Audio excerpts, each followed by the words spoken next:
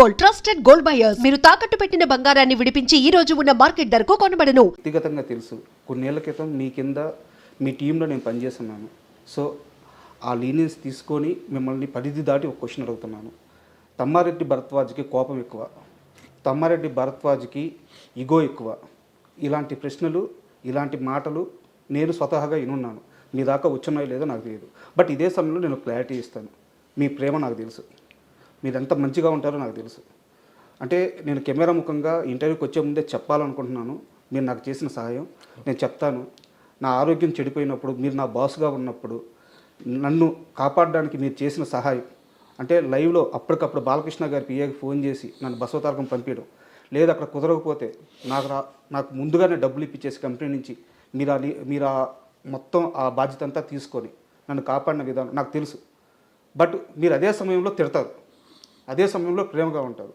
మీ మంచి ఎందుకు బయటికి వెళ్ళలేదు? మీ కోపం, మీ ఈగో ఇవి మాత్రం ఎందుకు బయటికి వెళ్ళి? అంటే కోపం ఈగో బయటికి వెళ్ళి అని నేను నమ్మను. అంటే నాకు ఈగో ఉంది, కోపం ఉంది, డెఫినెట్ రెండు. నన్ను ఎక్కువ ప్రేమించేవాళ్ళు మీరే ముందే చెప్పారు, ప్రేమించేవాళ్ళు చాలా ఎక్కువ ఉన్నారని చెప్పి. సో వాళ్ళ ముందు ఈగో ఇది అనుకున్న వాళ్ళు ఇప్పుడు తిట్టాను అనుకోండి. ఫర్ ఎగ్జాంపుల్ నేను మిమ్మల్ని తిట్టుంటాను 1-2 సార్లు. తిట్టిందే మీకు గుర్తుంటే మీ తప్పు, నా తప్పు కాదు కదా. ఏదో తప్పు చేస్తుంటారు, తిట్టుంటాను. నా దగ్గర ఇంకో లక్షణం ఉంది. తప్పు అని నేను తిట్టినాక నేను చేసిన తప్పని చెప్తే తర్వాత వెళ్ళి క్షమాపణ చెప్పిన రోజు చాలా ఉన్నాయి. మీరు తప్పు చేశారనుకుని మిమ్మల్ని తిట్టుండొచ్చు, బట్ అది నేను చేసింది తప్పు, మీ తప్పు కాదని నాకు అర్థమైన తర్వాత వెళ్ళి నేను చాలామందికి చెప్పాను నా తప్పు అని. సో అది ఉంది, ఇది ఉంది. ఆవేశంలో మనిషి అన్నాక ప్రతివాడికి ఉంటుంది. ఉప్పు కారం తిన్నా కోపంలో వస్తూ ఉంటే ఉంటుంది. ఈగో అంటారా, ఏదో ఉంటుంది వయసులో ఉన్నది ఈగో. ఇప్పుడు అది ఈగోలు ఏమి ఉండవు. అది ఈగో అంటే ఈగో, అహంకారం అంటే అహంకారం, ఏదంటే అది. బట్ నాకు తెలిసి అంత అహంకారం కానీ అంత ఈగో కానీ నాకు లేవు. కొన్ని విషయాల్లో నేను చూపిస్తాను. అండ్ మనం ఇండస్ట్రీ గురించి మాట్లాడుకుందాం అనుకున్నాం కాబట్టి సార్ ఓపెన్గా అడుగుతున్నాను, ఫిష్ వెంకట్ని ఎందుకు సార్ ఇండస్ట్రీ అనాథగా వదిలేసింది? ఫిష్ వెంకట్ని ఇండస్ట్రీ అంటే ఎవరు అసలు? ఫస్ట్ మీరు అది చెప్పండి. డెఫినేషన్ ఆఫ్ ద ఇండస్ట్రీ ఎవరన్నా చెప్తే దాన్ని బట్టి నేను మాట్లాడతాను. డెఫినేషన్ ఆఫ్ ద ఇండస్ట్రీయే తెలియకుండా ఎవరికాళ్ళు ఇండస్ట్రీ అని మాట్లాడతారు. ఎవరు ఇండస్ట్రీ? అది కూడా నా క్వశ్చనే సార్. అంటే ఫిలిం ఛాంబర్ ఇండస్ట్రీనా, నిర్మాత మండలి, ఆ ఫిలిం ఛాంబరు, లేకుంటే మా అసోసియేషన్ ఇండస్ట్రీనా? ఎవరు సార్ ఇండస్ట్రీ? ఎవరు ఇండస్ట్రీ కాదు, ఫిలిం ఛాంబర్. ఇండస్ట్రీ అంటే అసలు ఏం లేదయ్యా. ఇండస్ట్రీ అంటే ఏ ఇండస్ట్రీ అయినా ఉంది.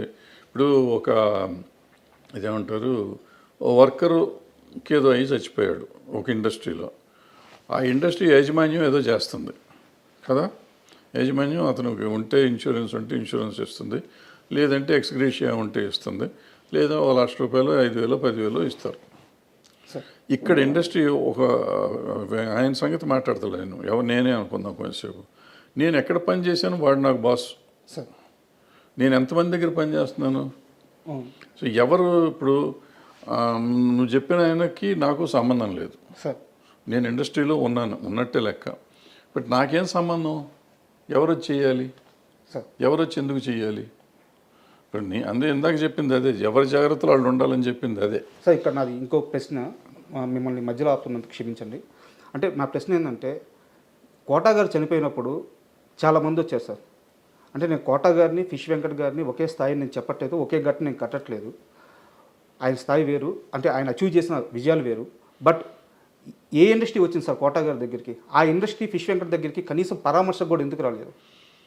అంటే కోటా గారు ఆ ఫ్యామిలీ పరామర్శ కాదు. మీరు అర్థం చేసుకోవాల్సిన విషయం ఏంటంటే, కోటా గారు చేసిన సినిమాలు కానీ, కోటా గారు చేసిన కంపెనీలు కానీ వేరు. ఫిష్ వెంకట్ గారు చేసిన సినిమాలు, ఫిష్ వెంకట్ గారు చేసిన కంపెనీలు వేరు. ఆయనకి పరిచయం ఉన్న వాళ్ళు వస్తారు. ఎవరైనా కానీ పోతే ఇప్పుడు అన్ని చోట్లకి వెళ్ళాలని రూల్ ఏం లేదు.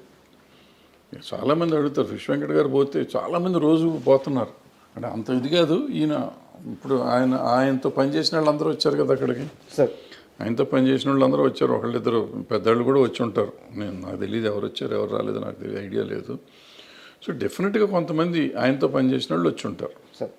అంటే నేను ఎందుకంటే ఈ క్వశ్చన్ అడిగింది దీనికోసమే సార్. ఇప్పుడు ఎవరు తెలిసిన వాళ్ళే వెళ్తారు, తెలియని వాళ్ళు ఎందుకు వెళ్తారు ఇండస్ట్రీలో?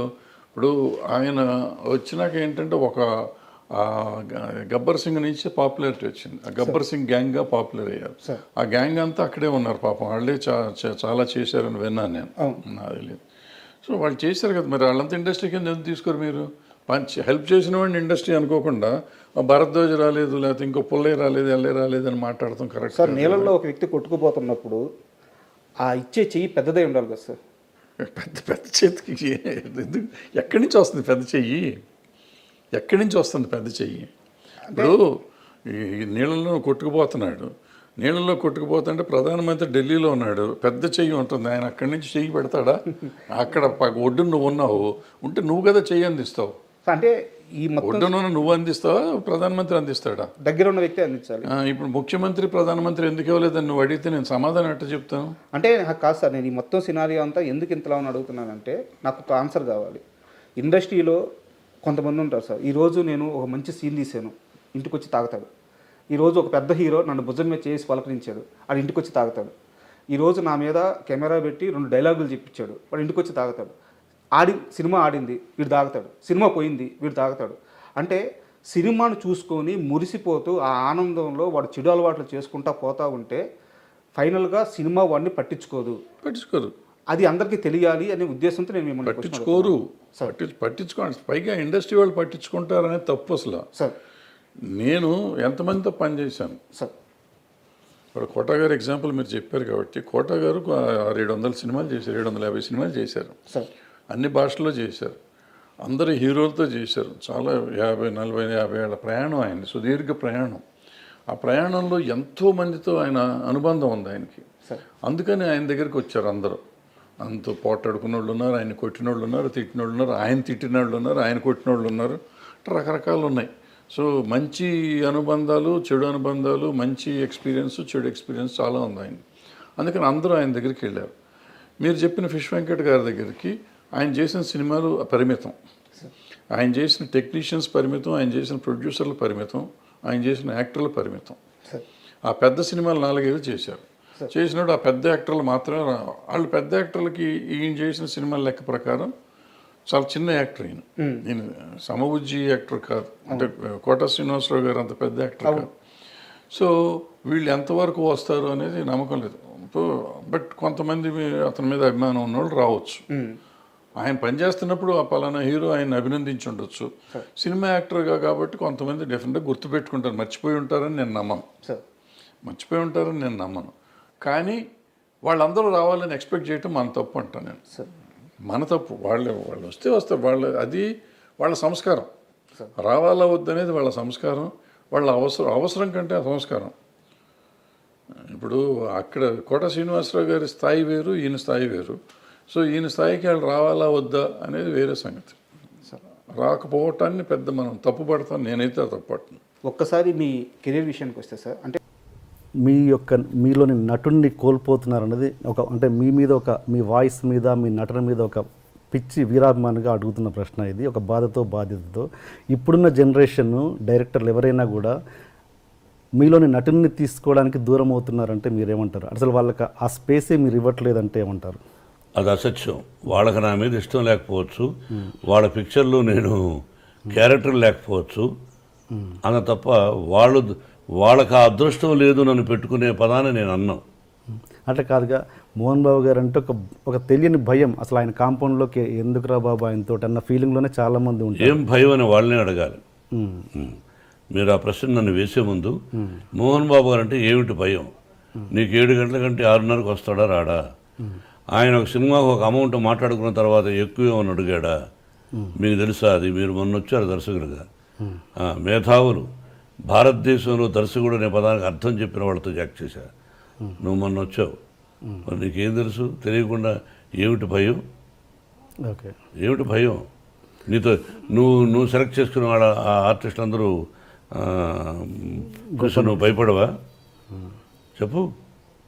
ఓకే అంటే తెలియని ఒక భయం అయితే క్రియేట్ అయింది కదా, అది ఎందుకు క్రియేట్ అయింది అంటే నా సిన్సియారిటీని చూసి, నా డిసిప్లిన్ చూసి, నా పద్ధతులు చూసి కరెక్ట్గా వస్తాడు. రాజమౌళి యమదొంగ అద్భుతంగా తీశాడుగా, ప్రేమించాడుగా. పూరి జగన్నాథ్ యాక్ట్ చేశాను, ప్రేమించాడుగా. మరి వాళ్ళందరూ నన్ను ఎంత అద్భుతంగా చెప్పారు కూడా. దర్శకుడికి గౌరవం అంటే ఇదా, ఎంత ఉందా అన్నది రాజమౌళి చెప్పాడు, పూరి జగన్నాథ్ చెప్పాడు. మరి వాళ్ళు one of the top directors కదా ఈ రోజున. అవును. మరి ఓకే, అలాంటి అంటే ఆ టైప్ డైరెక్టర్ని పక్కన పెడితే ఇప్పుడు కొత్తగా జనరేషన్ ఒక సినిమాతో సక్సెస్ కొట్టిన వాళ్ళు కొత్త దర్శకుల గురించి మాట్లాడుతున్నాను నేను. వాళ్ళు అసలు మీ దాకా రావాలంటే కొంచెం భయపడుతున్నారండి. అది వాళ్ళే అడుగు బ్రదర్. అంటే కొంచెం అద్భుతమైన, అంటే మీరు ఫ్రెండ్లీ అట్మాస్ఫియర్ క్రియేట్ చేస్తే మీకోసం అద్భుతమైన క్యారెక్టర్. ఫ్రెండ్లీ అట్మాస్ఫియర్ అంటే ఏంటో మీరే చెప్పండి, పిలిచి మందు వాళ్ళు చెప్పండి. అంటే ఒక భయం పోగొట్టడం అనేది నేను అంటున్నాను. అంటే మీరు అనేది ఏం చేయాలి మీరే చెప్పండి, సజెషన్ ఫాలో అవుతా.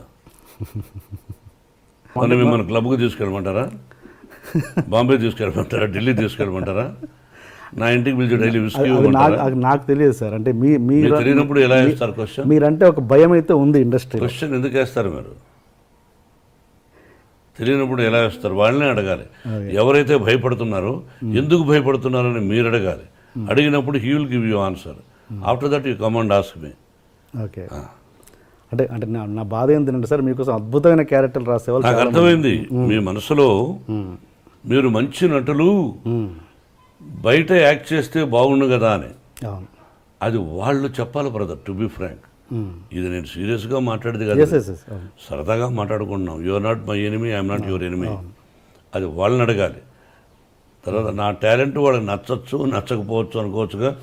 టాలెంట్ విషయంలో నచ్చపోవడం అంటే ఏముండదు సార్, కేవలం అదొకటే. ఎక్కువ నాకు తెలిసినందుకు సిన్సియారిటీ బ్రదర్, అంతే. ఓకే, నాకు యాక్ట్ చేయడానికి అభ్యంతరం ఏముంది. కాకపోతే ఎక్కువ శాతం ఈ మధ్య నేను వద్దులే అనుకున్నా పిల్లల కోసమని. విష్ణు, మనోజ్ యాక్ట్ చేస్తున్నారు. చాలు చేసింది. కొంతకాలం విద్యానికేతన్ ఎడ్యుకేషన్ ఇన్స్టిట్యూషన్స్ పెట్టాం. దానిలో ఎక్కువ శాతం టైం గడిపి ఇక్కడ మనవాళ్ళు, మనవడు, మనవరాండ్రు చూసుకుంటూ అటు ఇటు అట్లా స్పెండ్ చేస్తున్నాను తప్ప అదే హ్యాపీనెస్. ఓకే, అందుకే సంవత్సరానికి ఒక సినిమా చాలని అనుకున్నా. ఓకే, మీరు పూరి జగన్నాథ్ గారితో చేస్తున్నప్పుడు మీ వర్క్ రిలేషన్ ఎలా ఉంది సార్? I like him. ఎక్కడ బాగుంది.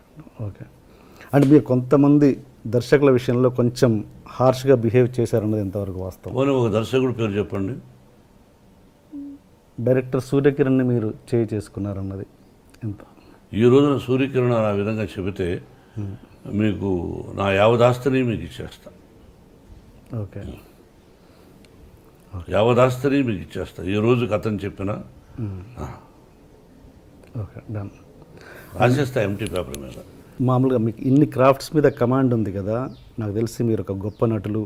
అండ్ స్క్రిప్ట్ మీద కమాండ్ ఉంది, ఫైట్స్ మీద కమాండ్ ఉంది, అన్నిటి మీద ఎక్కువ కమాండ్ ఉంది. బట్ మీరు డైరెక్షన్ చేయాలని మీరు ఎందుకు అనుకోలేదు ఇప్పుడు? అంటే చాలామంది సెలబ్రిటీస్ కంటే మీరు అర్హులు. అన్నిటి మీద కమాండ్ ఉంది. 24 క్రాఫ్ట్స్ నాకు తెలుసు అనడం అవివేకం, మూర్ఖత్వం. తెలుసుంటే నేను ఫెయిల్యూర్స్ ఎందుకు తీశాను, ఫెయిల్యూర్స్ ఎందుకు వచ్చాయి తీశానని చెప్పను. ఎందుకు వచ్చాయి ఫెయిల్యూర్స్? అలా చెప్తే ఎవరు పూర్తి కమాండ్ ఎవరికీ ఉండదు లేండి. గతంలో మీరు చిరంజీవి గారితో చాలా సినిమాలు చేశారు, కాంబినేషన్లో విలన్గా, ఇద్దరు హీరోలుగా చాలా చేశారు. విలన్గా చేశాను, ఇద్దరు హీరోలుగా కూడా చేశాను. మీరు లాస్ట్ సినిమా నాకు తెలిసినంత వరకు కొదమసింహం అనుకుంటాను, అంతేనా? దాని తర్వాత నాకు గుర్తులే. పట్టణం వచ్చిన పతివతలు చేశాం, రంగా చేశాం, చక్రవర్తి చేశాం. దాని తర్వాత కొదమసింహం. ఏమో గుర్తులే. కొదమసింహం లాస్ట్ చివరి సినిమా. ఏదైనా ప్రత్యేకమైన కారణాలు ఉన్నాయా మీరు మళ్ళీ చేయకపోవడానికి? చిరంజీవి అడిగితే ఇప్పుడు చేస్తారు, చేయదని ఎవరికైనా చెప్పానా? అదేగా. అంటే ఏదైనా కారణాలు ఉన్నాయా గ్యాప్ రావడానికి అని?